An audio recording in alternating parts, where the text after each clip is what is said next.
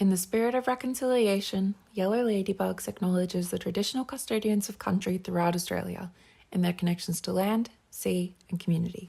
We pay our respects to their elders past and present and extend that respect to all Aboriginal and Torres Strait Islander peoples today.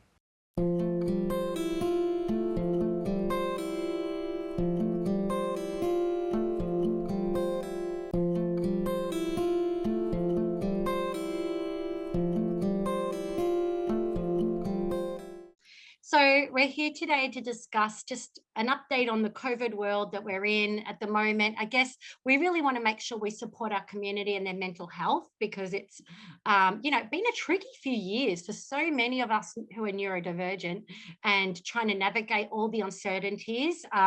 So I'm just wondering, Shadia, is there anything that you are doing to embrace the new change? Anything you've learned in the COVID years that you're using into your current life to help you? Unmasking's been my biggest, aha moment. I hadn't realized until COVID happened how much I was masking, and I guess how much actually society can adapt depending on what the situation entails. And it made me think, why am I putting myself through this exhaustion and constant discomfort when really it doesn't affect anyone else? And I think that was a big moment for me of actually being able to reassess and go, oh, actually having the weekends free and blocking out time and not seeing people every single day made me feel so much better. And being able to do things like say, you know what, I'm not up for catching up today, but maybe some other time. That's something that I found really difficult because I would push myself and go, oh, I better see whoever it was. And sure enough, the reception was, okay, that's fine. So I think that was a big takeaway for me. I guess in terms of COVID, it really made me, I guess, more aware of our immunocompromised community. And I've become more, I guess, conscious of being hygienic and keeping safe and checking in with friends I know that are immunocompromised, because this is a reality that they face every day, even before COVID. So I think it's made me sort of have more compassion for that community, and realizing that I do better with certain modalities of learning. So self-directed learning and online learning are more my forte. And so over COVID, it really did play more to my strengths, having that online learning.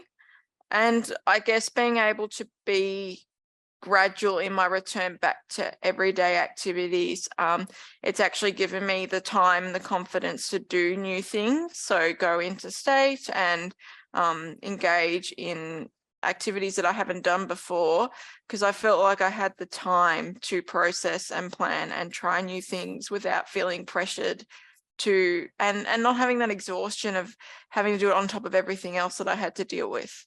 So they're my main takeaways. Ah, so good, Shadia. Absolutely good insights there. Sienna, what do you think? Same question.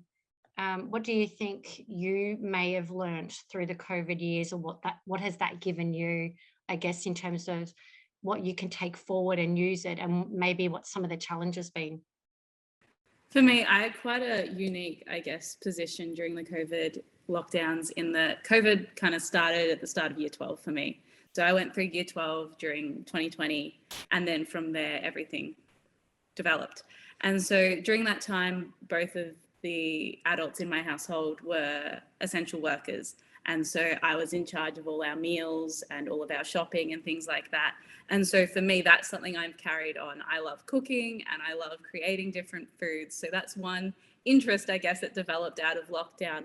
But I also realized a lot of other things and how much that spare time I valued, and I developed so many interests as well and hobbies. Most recently, I've now started some more things because I realized I can start something new. I'm not too old. For some reason, I decided I was too old to start anything new. And I'm like, I'm only 20. What am I doing? And so I started climbing and I'm learning the guitar and things like that. But also, it's just developed my flexibility overall, because being thrown in and out of lockdown, When I was living interstate, I was living on campus. And so when we went into lockdowns or went to an exposure site, we'd have to move our whole bedroom to another room, and we couldn't see anyone. We had no food. We had nothing. You'd eat Weet-Bix for a week. And so just having that flexibility and also that time to reflect and develop my mindset in a way where I'm okay with change and I have skills to work through that. I journal, I take my time to do that, and I read every night, develop those routines that gave me structure, especially in lockdown where your days could literally just look the same. You could spend your whole day on the couch, but it gave me that ability to structure that time in a way that I could use to benefit myself. Such a good point, Sienna. Thank you so much. And it was great to hear some of the strengths that came out of your experience and how you're using that to carry through to your day-to-day. I love the new hobbies. You're definitely not too old to try new things. You're quite young there. So love to hear that. And I also want to, obviously, from our community's perspective, so many really struggled with that change. And I want to make sure that we validate and share that experience too. I know from Yellow Ladybugs, we were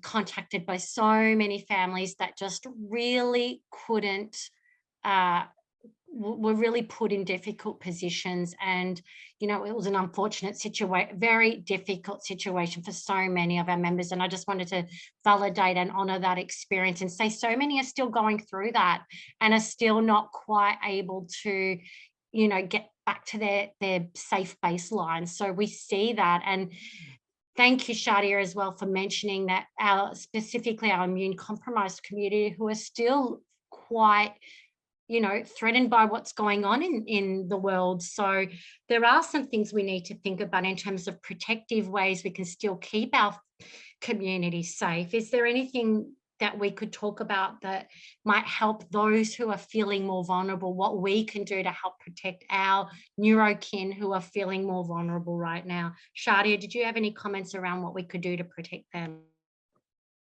Ask them. I think the biggest thing was actually checking in with people I knew were more at risk. And even things like, do you need shopping, or do you want to have a chat, or things like not making things in person all the time, having online options, mask wearing where possible, asking them what they're comfortable with. They're small things, but for someone who struggles with getting out into the community because of their health, that can be quite massive. So I guess for me, it was just being more aware of that and realizing that we kind of take it for granted. And after going through it a little bit in COVID, it made me realize, oh, this is actually their everyday reality. But I think definitely being more aware of checking in and seeing how they were going was quite important. And it's just... Yeah, so important. Absolutely. And I think that it's still important to do that even now. Like, people are still feeling the fallout and the post-traumatic stress from it. So checking in with our people is critical, and being considerate. So I think that showed, I think what COVID did was show the world that we can adjust things to meet the current situation. And my gosh, look at how we went to online learning. Like, that to me has shown that the world can adjust if it was given a good enough reason to, and that we should be taking lessons from that to adjust the situation for our autistic children who don't find face-to-face learning safe, that we need to invest in alternative ways to support them. Sort of digressed a bit, but anyway, Sienna, let's go back to you. Got on my advocacy role there. Sienna, what's some protective things do you think we could do for our neurokin, especially those who are a bit more vulnerable right now? Like Shadia said, the first thing that I thought was just ask them. People know what would make them feel more comfortable, and being open and going, hey, I really want to see you. What can I do to make this the most accessible way for you? Whether we do it online, over the phone, I'm happy to, quarantine for a week beforehand and then wear a mask.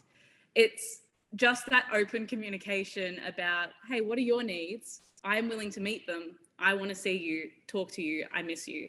I have a family friend that we go and visit interstate who is immunocompromised. And in the week leading up to it, we quarantine, we wear our masks, we sanitize across the whole flight and there, because when we're at home, we're kind of neutral about the whole situation now. We're both in good health and we're young enough and strong enough where we're just okay with living life as normal, and that's best for us. But we take those measures when we see people that we want to see that have those needs, and we want to meet those needs. So it's just meeting people where they're at and understanding that they have their needs and you have to meet them. And what good practical bits of advice you've given around all those measures, and what a kind family member you are to do that. And we'll, at the end of this, we'll have some tips that you can, as if you do want to add those extra protective measures for your loved ones, that you can use, things like making sure that you have fresh air, you're in the open plan area, you've got airflow, up to date with any immunizations that you need, vaccinations, and Shadia, we'll jump to you on that point. Did you want to make a follow-up point on that? Yeah, I guess something that just to be aware of too is something I've struggled with when we went for such a long time not seeing people face to face. It can sometimes be very difficult to kind of prepare ourselves to re-engage with someone after a very long period of time. And so, you know, it might seem like we don't want to catch up with you, or that, you know, we're not really engaging or interacting with you much. It may not be necessarily related to you. It could be us just really struggling to re-engage with the world and transition back. And I know that for me, when I haven't seen someone for a very long time, my anxiety really increases, because I think, oh, what am I going to talk about? You know, what's happened in the past few years? Maybe they've changed. And I have childhood friends that are still like that. So after COVID, it took us quite a while to psych ourselves back up to catch up in person. And we had very frank conversations. We had panic attacks. We had all those sorts of things. And we said, it's okay. If you need to leave early, if this is getting too much for you, that's all right. If it's more of a structured activity-based thing that you can do that's less anxiety-inducing, that might be more accommodating. But just being aware that it will take time, that's for the autistic person, and connections, I think is really important, because I recently went into a shopping centre where there were a lot of crowds, and I pretty much almost had a meltdown in the car because I'm just not used to it. So yeah, I think it's just important to be aware of. And also I wish shops had more quiet hours that were not in the early morning or really late at night. Yeah, I know, definitely. Yeah, more accessible, quiet places for sure. You're right though, because when we went on a plane for the first time after COVID, I freaked out at how many people were in such a small place. And I used to love travel, but it really changed the way I looked at it. So being gentle with myself and going, oh, okay, it's because things have been different for the last few years, and that's okay. Like being gentle with ourselves and our children, maybe those who are still just assuming that autistic people will just get back into the flow of reconnecting with family and friends. Shadia, your point was beautiful, that, you know, it might take a little bit of time to adjust back to seeing people that you've been disconnected with, and that's okay. And hopefully people don't take it personally, because it's about our adjustment back into the community, not, you know, our reflection on that relationship. So beautifully said. Are there any final comments we want to make on this point? I think we've had a really good in-depth discussion. We'll put some slides at the end of this conversation to help anyone navigating it. Make sure if you are part of our neurodivergent community, you do find out in your local area what supports you can receive to be able to access any vaccinations or services around this. I know it's a changing environment, and that's tricky. The government sometimes have things available for us to access, and then the funding gets pulled and then it's not. So trying to navigate what is currently available. We see you, we know it's difficult. We'll try and put the latest information up at the end of this. But thank you, Shadia, for joining us in today's conversation on COVID. Thank you. And thank you, Sienna, so much for joining us in this discussion as well.